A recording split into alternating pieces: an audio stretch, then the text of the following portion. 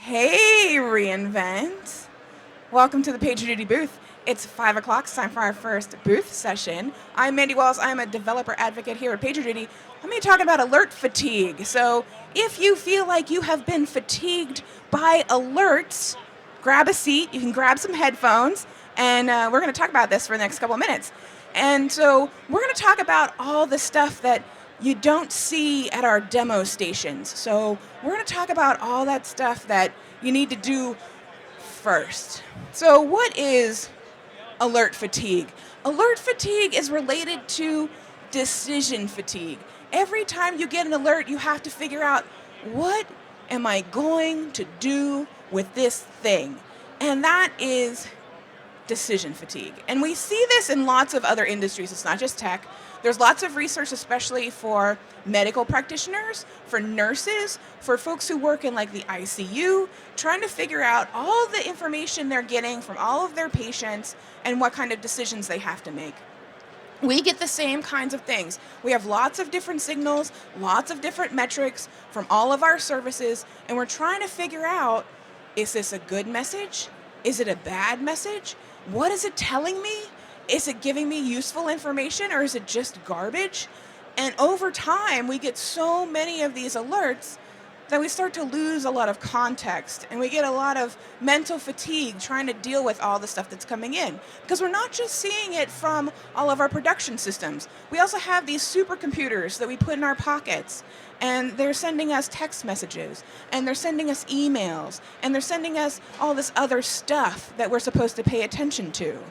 So what actually counts as an alert? When we're talking about the alerts that come into PagerDuty, an alert is something that a human being is receiving that needs to be acknowledged in real time. We get lots of things that we look at that we can deal with asynchronously. Email especially. I love this meme because this person is evidently out of their mind, right?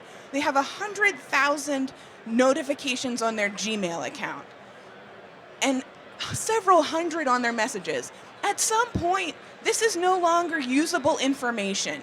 They're not going to go through those 100,000 emails and figure out if there's anything in there from like their kid's school or their bank, or if it's all just spam, or it's like their insurance agent is wishing them a happy birthday, or whatever else might be in there. It's just at that point, declare bankruptcy. And we see this with our customers. Lots of folks get too many alerts. It's stuff that isn't useful, it's stuff that isn't meaningful, and it just clutters up their entire system. And they get to the point where they just feel overwhelmed, and they can no longer deal with how many alerts are coming in through PagerDuty to their live action systems. So we see a lot of signs of alert fatigue. It's one of the things that people are really concerned about when they start to use a product like PagerDuty. They're like, what if we get too many alerts? What do we do with all of these things? There's just too much here. It's going to wake me up all night. I'm never going to sleep ever again.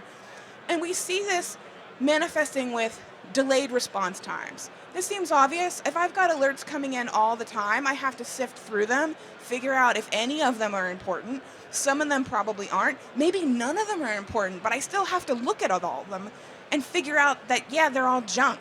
So we end up with delayed response times, longer MTTR, if that is a thing that you're working towards there. We see that a lot. We also see folks miss things. If you are buried under an avalanche of 100,000 alerts in a week or even in a month, like that's a lot. And you miss things. You don't know, oh, does that thing actually mean there's something wrong, or is it just misconfigured, or is it just lying to me, or what is it? We also see folks ignore false positives. They think, oh, well, usually this thing just fixes itself. I'm just going to go back to bed. And it alerts again, and you're like, oh, it's going to fix itself. And then sometime it doesn't fix itself anymore. And you're like, oh, crap. Now I have to get up and actually fix it. And folks, it's the alert that cried wolf. Sometimes it's okay, but that one time that it's not, you weren't ready for it. We see this manifest in teams with increased stress and burnout. Folks are tired. It's not run a marathon tired, but it is constant decision making, constant evaluating, just constant thinking through all of these alerts that really leads to mental fatigue. it is actually a state where neuroscientists can study this. Like, it's not just something you feel. There's actually science here, and it's super interesting. And we do see it lead to stress and burnout on teams that are burdened with a lot more alerts than they should have. The obvious thing then is decreased productivity. If you're dealing with a huge volume of alerts, that means you're not doing feature work. It means you're not fixing bugs. It means you're not working on the things that your customers want because you're so busy tracking down all these weird alerts. Is it meaningful? Is it not? And then over time, we see that you're learning less from all of these alerts. There's no time to sit down and say, you know what, we need to write post-incident reviews for these. You're just too swamped. You're too far behind on the things that you need to do and the things that you want to learn about. And that just causes more stress, and it ends up being this big cycle. So what can we do? When we're done here, you should go to our demo stations and look at our AIOps solutions and our automation solutions and all that great stuff. But there's things that we can do before we deploy those solutions. Number one, don't alert on success. We see folks do this. Like, I get it, you want a DOPA hit? Like, get your DOPA hit somewhere else. Like, go to Instagram or somewhere. Like, you don't need that from your monitoring solutions. Don't alert on success. I occasionally find folks who have, like, an ETL process, some big long pipeline that has a manual step in the middle, and you want to know when that hits, but like 99.99% of everything else, you do not need to know when it ran well. Turn that into a metric if you need to know about it later. Also, don't send alerts to humans that aren't actionable. If you have chronic issues in your infrastructure, and lots of us do, things that sit and they don't get fixed, you can't get it prioritized with the product folks, whatever the problem is, and it just keeps alerting, turn that into a metric. So you can go to product and say, look, this thing is getting worse. It's impacting user experience, and you have that data. If it's just coming to you and it's alerting, that's vibes. Like, turn it into a metric.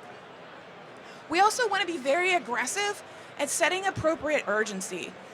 No one thinks their baby is ugly, but like sometimes release stuff and the users are like, meh, that's not really my thing, and they don't really engage with it. And if that's the case for something that your team supports, like, maybe you can do best effort. Maybe it's not a high urgency service anymore. You can be really, really aggressive about saying, you know what, we thought this was going to be something people loved and they didn't, so maybe we can turn down the urgency. And be really, really direct about that. And then get rid of all your broken stuff. Like, we're moving fast. We're pushing code all the time. And sometimes we've got monitors and alerts, and they just get left behind, or they're broken, or they don't work right anymore. And if you've got a lot of that stuff sitting around just because you're so busy doing everything else, it's time to get rid of all of that stuff. It's kind of like a security blanket where maybe you're still alerting on CPU utilization or disk fill or whatever it is. And then it's not data that gives you real information about your infrastructure anymore, but it's just there because it feels comfortable. And we can get rid of some of those to like decrease the overall volume of alerts that we're getting. So declare an alert cleanup sprint. Sit down with your team and say, you know what, this is really impacting us and our ability to do work, so it is worth putting some resources in getting it cleaned up. And take a couple of weeks. Look at the alerts that are coming in. Say you've got 100,000 alerts in a month. That's a lot of volume to deal with, and you want to sit down and go through them all. Group them together. Look for the ones that come in most often. See if you can clean some of those up. Make sure it's actionable. Can I actually do something with this if a person is notified in the middle of the night? Is it actually urgent? Do I have to wake someone up in the middle of the night? Or can it wait until start of business the next day? Is it giving me useful information? Is it actually telling me that there is something wrong with the system? If it's just information or it just feels comfortable, like, get rid of it. It no longer needs to be an alert. It can be a metric somewhere else.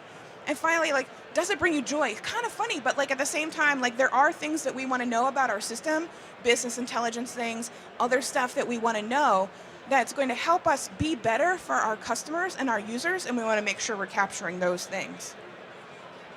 So our goal is overall to reduce our alert load, obviously. We're buried under this avalanche of alerts all the time. We want to have fewer of them. Please turn some of them off. We want to get to a low volume of high urgency alerts.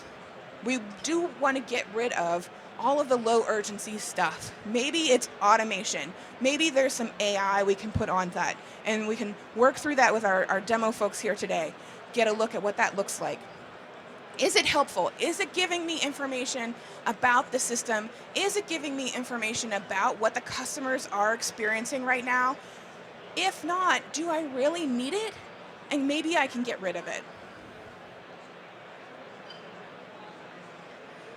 We want to get to the point where everything that comes through to a human being is urgent and actionable, so that we're not giving humans junk.